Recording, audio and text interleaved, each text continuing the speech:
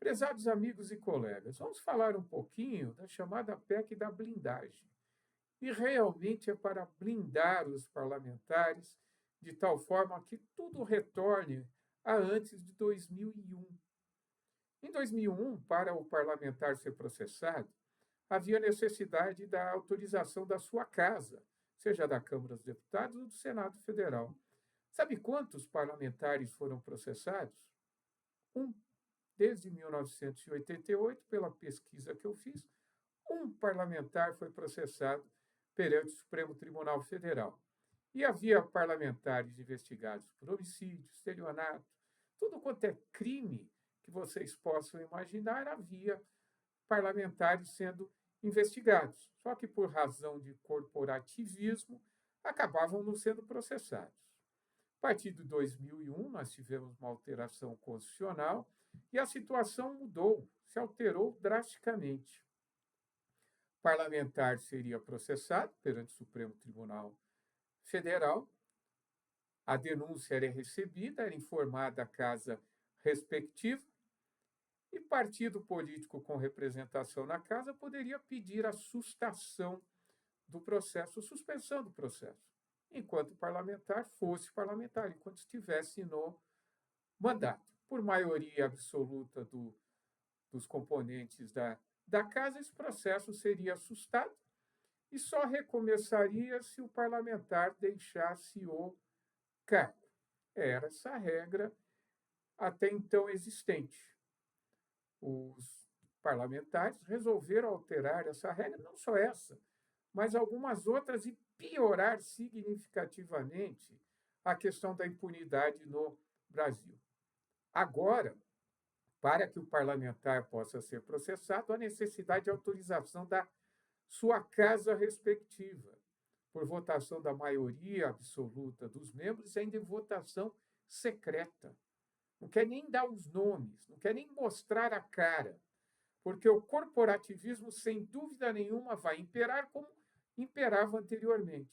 Pelo menos tiveram o bom senso, que já era decisão do Supremo Tribunal Federal, de que somente crimes relacionados ao exercício do cargo.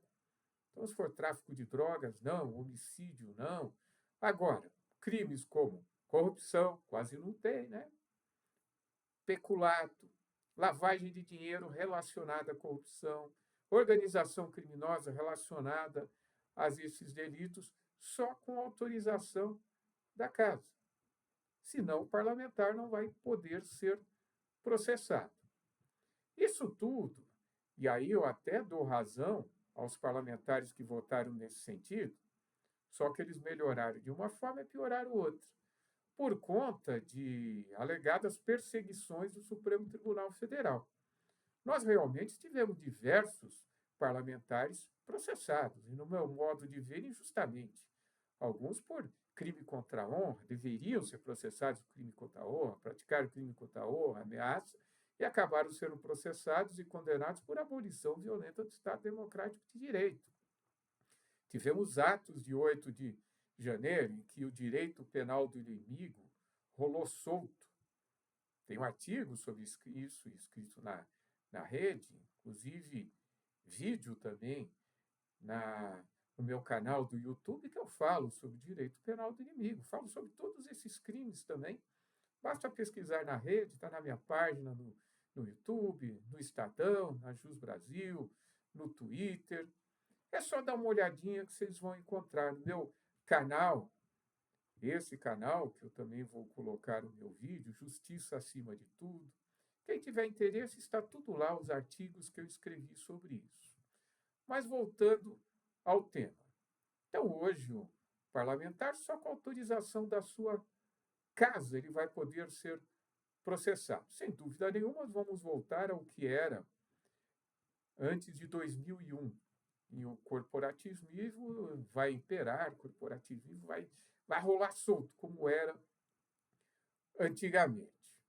E, obviamente, quem é amigo do rei vai ser muito mais protegido, sem dúvida nenhuma.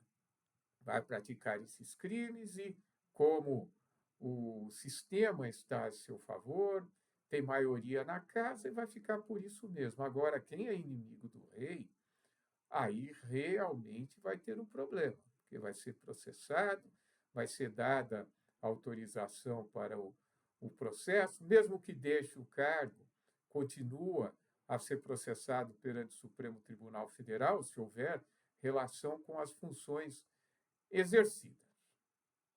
Prisão em flagrante delito, aí eu acho que está correto.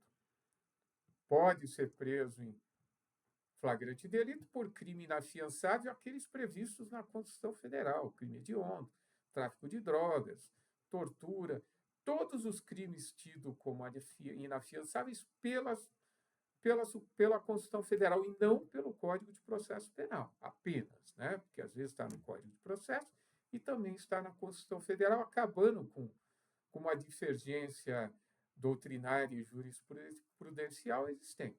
Então, é preso em flagrante delito por um desses crimes. A casa tem 24 horas para decidir, novamente, votação secreta. Outra vez é votação secreta.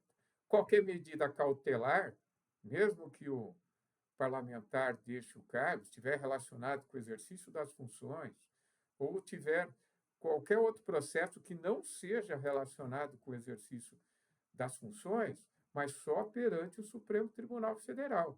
Só o Supremo Tribunal Federal é que vai poder determinar uma medida cautelar. Espero que tudo isso daí mude no Senado. Outra questão bem interessante é a que diz respeito à imunidade material, pelas palavras e votos, pelos seus depoimentos, né, pelas suas opiniões.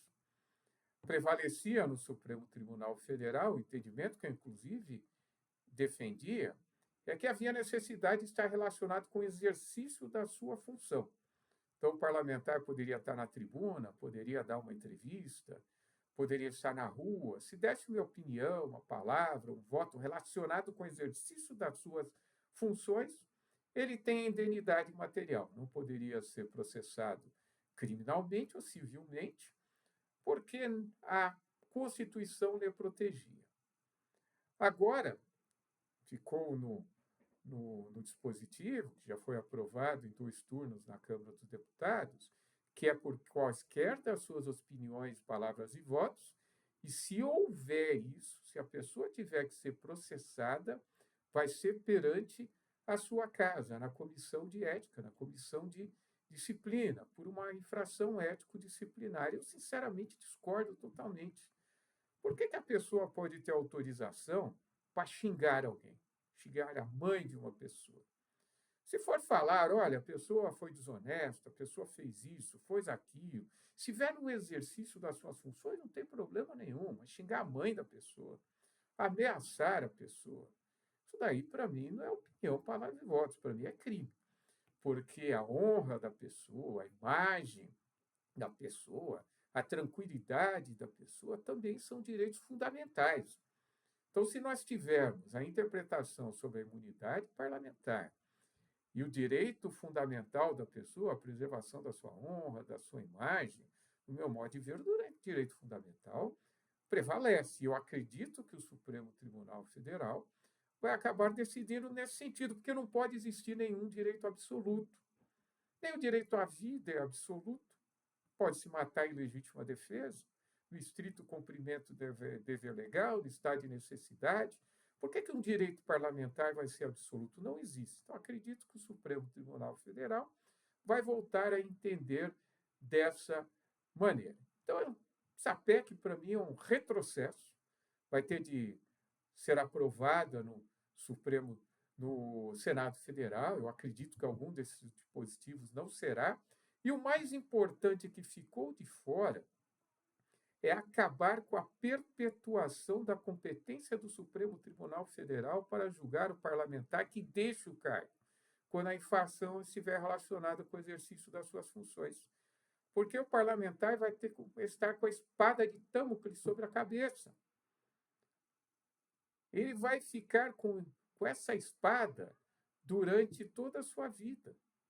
Vai ter medo, muitas vezes, de falar, de votar contra os ministros do Supremo Tribunal Federal, por medo de perseguição, porque sabe que mesmo que deixe o cargo, que renuncie, que seja é, exonerado, que não vença as eleições, assim mesmo ele continuará a ser investigado e processado pelo Supremo Tribunal Federal, que pode ser motivo de chantagem. Não estou dizendo que existe ou que vai existir, mas pode acontecer. E o parlamentar vai ficar com medo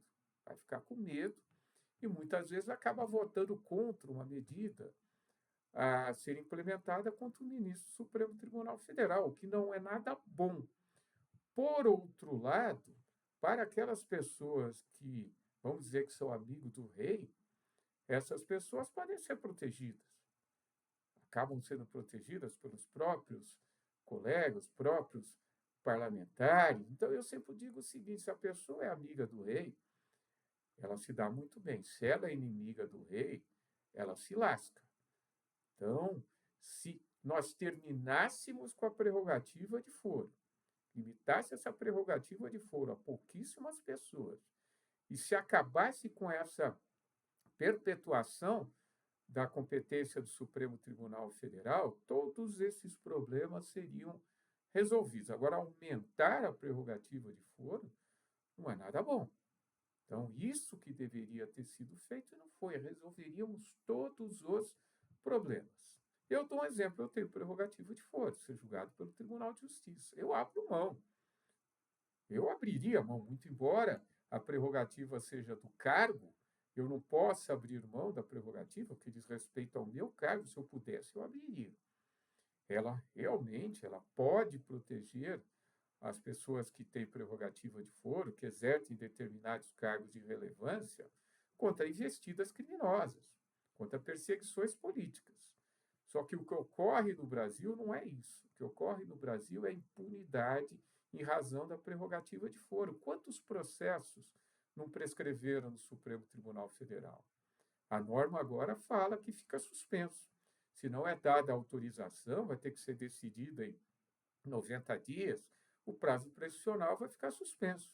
Só que o problema não é esse: a prova desaparece. Depois de alguns anos, a testemunha esqueceu, a prova documental já era, a testemunha morreu. Então, fica muito mais difícil esses fatos serem processados. Muito mais difícil o processo criminal, muito mais difícil. Então, no meu modo de ver, essa PEC é um retrocesso. Ela, muito embora proteja algumas pessoas de perseguições que realmente, no meu modo de ver, podem ter ocorrido, condenações que eu entendo injustas, ela vai muito mais prejudicar do que beneficiar, do que melhorar. Então, esperamos que o Senado Federal reveja muito desses dispositivos e o melhor seria até que arquivasse essa PEC e apresentasse outra, acabando ou limitando a prerrogativa de foro a pouquíssimas autoridades e proibindo a perpetuação da competência da Suprema Corte, que não fez nenhum bem antes de 2001 e não vai fazer nenhum bem agora. Nós teremos uma enormidade de processos que tramitarão perante o Supremo Tribunal Federal, que não tem condições de julgar todos eles. Sempre defendi que o Supremo Tribunal Federal deveria ser uma corte constitucional, julgando apenas questões constitucionais, ações diretas de constitucionalidade, de descumprimento de preceito fundamental, mas não fosse uma corte de ações penais originárias. E qualquer recurso contra ações penais deveria parar no Superior Tribunal de Justiça, deixando para o Supremo Tribunal Federal julgar questões realmente relevantes, como é na imensa maioria dos países democráticos, em que o Supremo Tribunal Federal de lá, a Suprema Corte, é uma corte constitucional, não uma corte que julga ações penais ou recursos criminais. Forte abraço a todos.